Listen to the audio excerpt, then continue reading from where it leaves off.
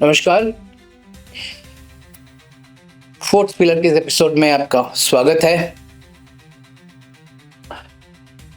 इस एपिसोड की शुरुआत में मैं बंगाल के जनता को सैल्यूट करना चाहता हूं, जिस तरह से वो निकले और निकल के अपना मताधिकार का प्रयोग किया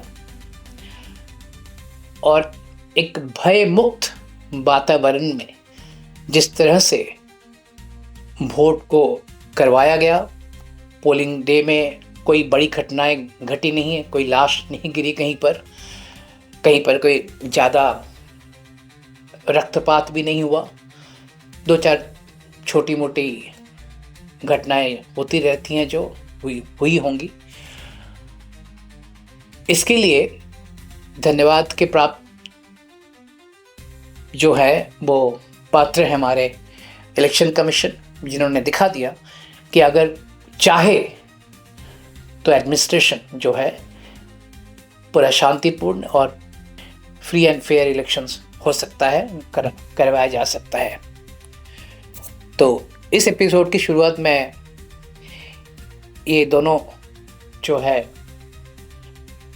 चीज़ों से शुरू करने के बाद भी मैं जिस डिस्कशन को लेकर आपके सामने आया हूँ, आपने सबने एग्ज़िट पोल देख लिया होगा। एग्ज़िट पोल में लोगों ने मेजॉरिटी ऑफ लोगों जो एग्ज़िट पोल हैं उसमें कहा गया कि BJP are going to make form the government. पर मैं इस एग्ज़िट पोल और इस सब बातों में पचड़ में पड़ना नहीं चाहता हूँ। मेरी जो आकलन है, मेरा जो एनालिसिस है वो मैं आपके साथ शेयर करना चाहता हूँ। मैं इसलिए ज़्यादा आंकड़ों के हेर फेर में नहीं पढ़ा मैंने, क्योंकि मुझे मालूम है कि ये जो आंकड़े हैं, ये सेफोलॉजिस्ट जो आंकड़े लेते हैं वो उनका बेस होता है पिछले इलेक्शंस और किस तरह का ट्रेंड और सारी चीज़ों को लेकर। पर मैं मानता हूँ कि जब एक इलेक्शन में वेव हो या अंडरकरेंट हो, उसका जो है स्टैटिस्टिक्स से कोई मतलब नहीं बनता, मतलब होता नहीं है। और देखिए इस दोनों फेस में, बंगाल के दो इलेक्शंस के दोनों फेस में 90 से ऊपर जो है परसेंटेज की वोटिंग हुई है।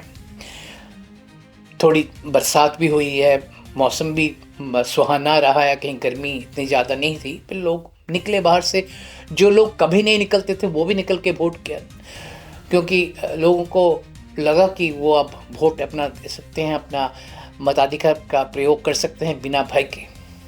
मुझे लगा कि भय जो है एक बड़ा मुद्दा था, जिस मुद्दे को इलेक्शन कमीशन ने बहुत हद तक उन्होंने इसका जो है इलाज किया और उससे लोगों में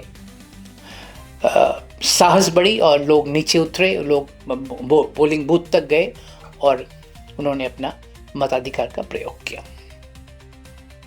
और मैं दूसरी बात है कि जो बंदोबस्त पैरामिलिट्री फोर्स हो या बाहर से और फोर्स को लाकर यहाँ पर वोट करवाना, ये बहुतों को बेतुका लगा होगा, पर बंगाल के लिए ये एक दवाई थी जो देने की ज़रूरत थी और वो हुआ। और सबसे बड़ी बात है कि जो है छप्पा वोट नहीं हो पाया, जो मृत वोटर है वो नहीं आ पाए, जो चले गए यहाँ से, जो दोनों जगह वोट करते थे, कभी बिहार के लोग हैं यहाँ बिहार में भी वोट करते थे, यहाँ भी वोट करते थे, वो इस बार यहाँ वोट नहीं कर पाए, क्योंकि SIR में उनको एक ही जगह वोट करने की अनुमति थी। और मोस्टली देखिए जो इलाके जिसको कहते हैं कि गुंडई वाला इलाका है, जहाँ 2-4 लाशें, 2-4 बम और जिसको कहते हैं कि एकदम भय का वातावरण ना हो, ऐसे कभी हुआ नहीं है उस इलाके में। जैसे साउथ 24 परगनाज हैं या नॉर्थ 24 परगनाज हैं, हुगली है, पूर्व वर्धमान है, ऐसे जगह पर इतनी शांतिपूर्ण वोट हुआ। लोगों ने कहा कैसे हो गया ये। लोगों ने कभी अपने हाथ में चुटी काट के देखा कि शायद हम सपना तो नहीं देख रहे थे। तो लोगों ने कहा कि ऐसे वोट हुआ है। और बहुत सारे, मैंने लास्ट वीडियो में कहा था, ख्यात लोग हैं, विख्यात लोग हैं जो वहाँ गुंडे चलाते हैं, जैसे जहांगीर खान जैसे लोग हैं।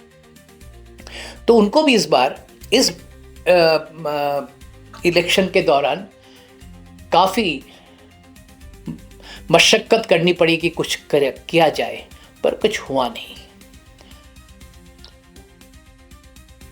कुछ एक दो इलाकों में एक दो बूथों में उन्होंने कहा कि वो टेप लगा दिया विरोधियों के सिंबल पे, तो वहाँ पर अगर नोटिस में इलेक्शन कमीशन के आया और वहाँ रिपोल का ऑर्डर भी हो गया। 2 मई को वहाँ रिपोल होने वाले हैं। तो मैं ये इसलिए और कह रहा हूँ कि इस बार कोलकाता के हाई राइज जहाँ लोग बहुतल में रहते हैं, वो कभी नीचे उतर के वोट नहीं देने आते थे, कभी नहीं, क्योंकि उनको पता है गेट के बाहर कोई खड़ा होगा तो उनको रोक दिया जाएगा। इस बार लोग उतरे, लोग देखा कि कोई है नहीं, तो वहाँ तो पैरामिलिट्री फोर्स खड़ी है, तो लोग आराम से गए, वोटिंग की, अपने घरों तक निकल आए। तो ये संभव, ये जिस तरह से हुआ वो एक्सेप्टेंस है। मैं यहाँ एक्सेप्टेंस की बात कर रहा हूँ। बंगाल में एक्सेप्टेंस हुई है। किसकी एक्सेप्टेंस हुई है? भय को नकारा गया है, भरोसे को एक्सेप्टेंस किया गया है। ये भरोसा किस तरफ ले जाएगा इस बंगाल को, 4 मई को पता चलेगा हम लोगों को। पर मुझे ये भी लगा कि पिछले दिनों जब यहाँ इलेक्शंस होते थे, तब एक जो शासक दल है, पहले कम्युनिस्टों का, फिर उसके बाद टीएमसी का, उनका झंडा फहराता रहता है। अगर विरोधियों का झंडा हो तो वो फेंक देते हैं।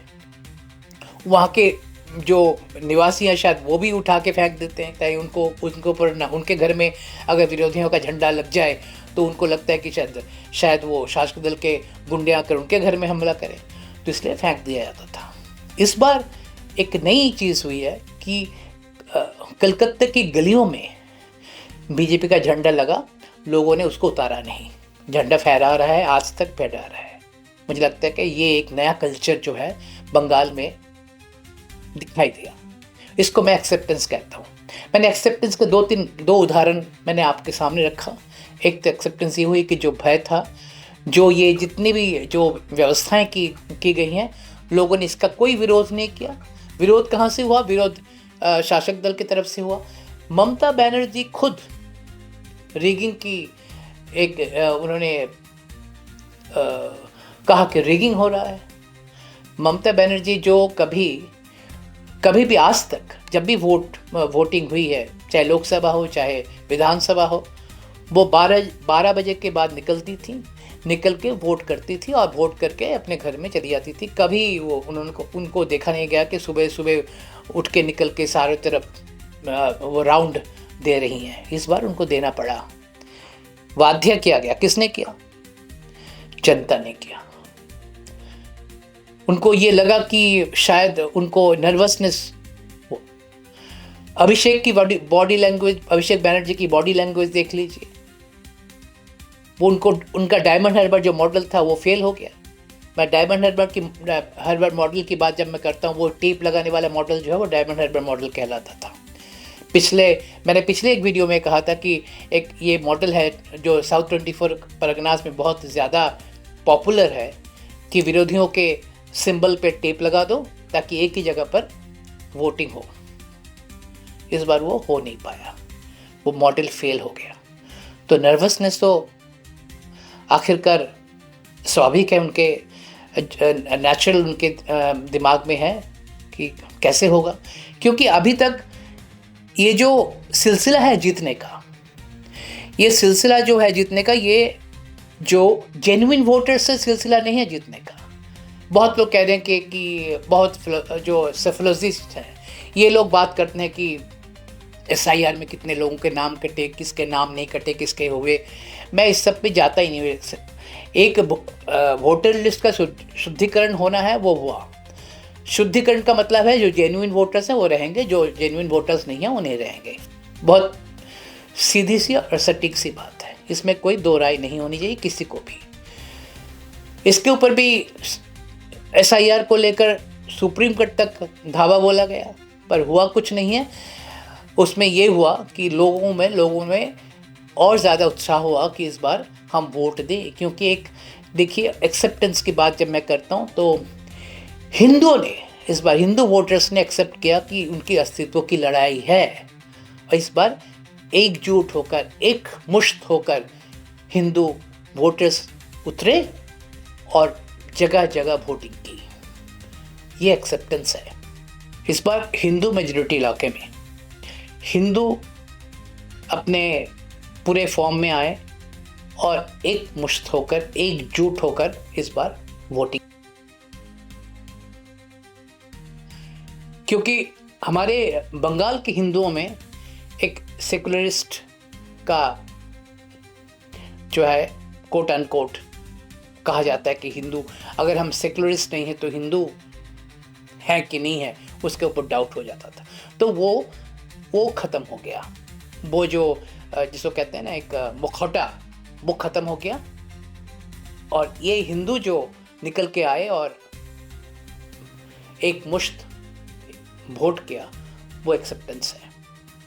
तो मैं कहता हूँ, मेरा आकलन ये है कि इस एक्सेप्टेंस का मतलब है एक पॉजिटिव वोट। एक पॉजिटिव वोट हुआ बंगाल में, और पॉजिटिव वोट का एक पॉजिटिव रिजल्ट ज़रूर आएगा बंगाल में, वो हम देखेंगे 4 मई को। तो आज के एपिसोड में इतना ही, कि एक पॉजिटिव वोट का पॉजिटिव रिजल्ट हम आशा कर रहे हैं। और अगर हम देखें तो मुझे लगता है कि 4 मई को बंगाल इतिहास बनाएगा, बदलेगा इतिहास को। जो 50 सालों में नहीं हुआ शायद इस बार हुआ, ये लोगों के मन में बैठा हुआ है। तो आगे क्या रास्ता हमारे लिए खुला हुआ है, किस तरह से बंगाल अब आगे जाएगा, और आगे किस तरह के बंगाल के लिए हम क्या सोचेंगे, ये हम आगे ज़रूर आपको बताएंगे। और हम आपके पास आते रहेंगे। 4 मई के लेकर हम इंतज़ार सबको रहेगा, आपको भी है, हमको भी है। तो तब तक के लिए हमें इस एपिसोड में इतना ही, और आगे जिस तरह के खबर की आपको ज़रूरत है प्लीज़ हमको लिखें, और इस चैनल को सब्सक्राइब ज़रूर करें और लाइक ज़रूर करें। नमस्कार।